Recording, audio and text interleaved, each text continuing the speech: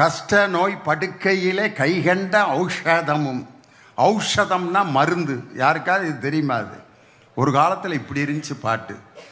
ஆனால் ஐயா டிஜிஎஸ் தினகரன் அவர்கள் என்னைக்கு மேடையில் இறைவனின் கீதங்களை பாடினாரோ, அழகான தமிழ் சொற்களோடு பாடிய முதல் பாடகர் எங்கள் ஐயா டிஜிஎஸ் தினகரன் தான். அவருடைய பாடல்கள் அழகான அந்த சொற்கள், அவர் உச்சரிக்கிற அந்த முறை, அடே அப்பா. சோர்ந்து போகாதே மனமே, சோர்ந்து போகாதே,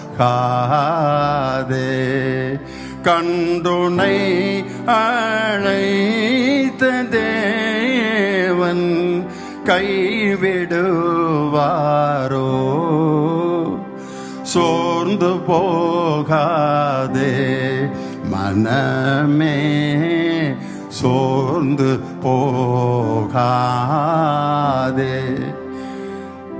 சோதனைகளை சகிப்போன் பாக்கியவான் அல்லோ. ஜீவ கிரீடம் சூடும் நேரம் என்ன பேரின்பம்.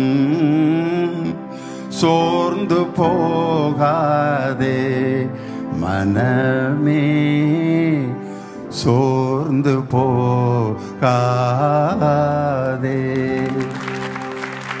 இயேசு உன்னை அருகிலே அழைக்கிறார் அப்படின்னு அவர் சொல்றப்ப, கடவுள் நம்ம பக்கத்தில் வந்த மாதிரி ஒரு நினைவை, ஒரு எண்ணத்தை நமக்கு ஏற்படுத்துவாங்க. இது காலத்தில் எவ்வளோ பெரிய மாற்றம். ஒரு காலத்தில் அந்த சமஸ்கிருத வார்த்தைகளை போட்டு பாடல்கள் எழுதப்பட்டு பாடப்பட்டன. அதையும் நம்ம கேட்டுட்டு இருக்கோம், கீர்த்தனைகள் எல்லாம்.